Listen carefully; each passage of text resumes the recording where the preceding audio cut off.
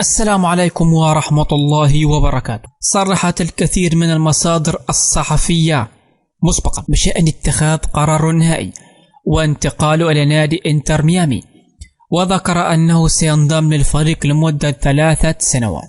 ولكن قبل دقائق معدودة كشفت الكثير من التقارير الصحفية عن خبر مفاجأة بشأن تعاقد نادي الهلال السعودي، وذلك بعد رفض نجم الأرجنتيني ليونيل ميسي لعرض الهلال بالرغم من العرض المغري الذي قدمه الهلال.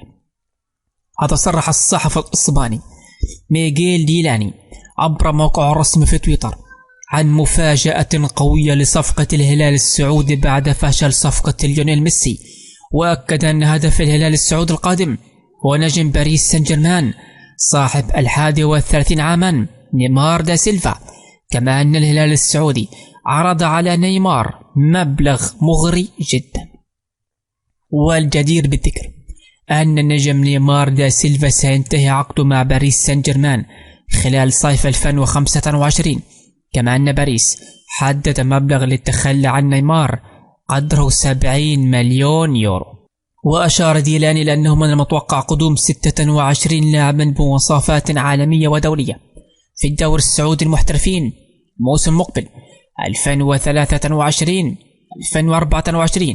هذا سيتم توزيع 3 لاعبين مميزين على كل فريق من ال4 الكبار ولاعب أجنبي مميز لبقية الأندية.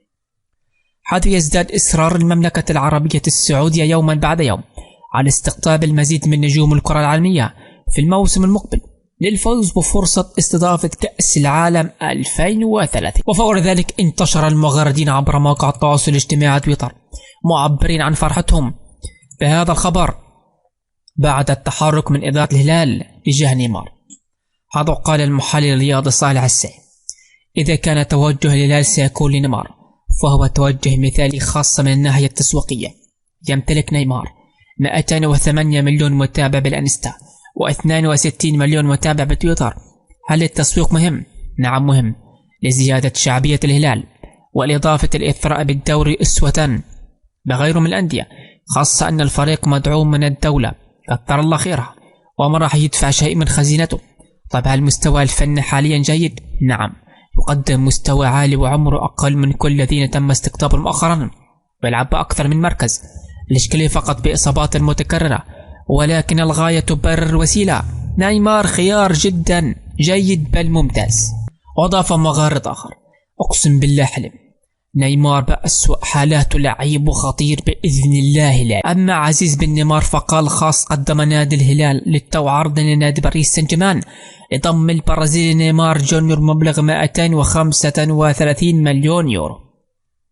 وأضاف مغرد آخر: ونصف المبلغ الذي كان بندفعه في ميسي نيمار راح يوافق فيه، خصوصا انه ما يبي يكمل عقده مع باريس فنيا افضل من ميسي ويخدم منظومة الهلال ويلعب اكثر من مركز، ما في سبب يخليك ما تفكر فيه منطقيا. هو بديل ميسي المناسب وراح يرضي جمهور الهلال. نيمار مطلب الهلاليين.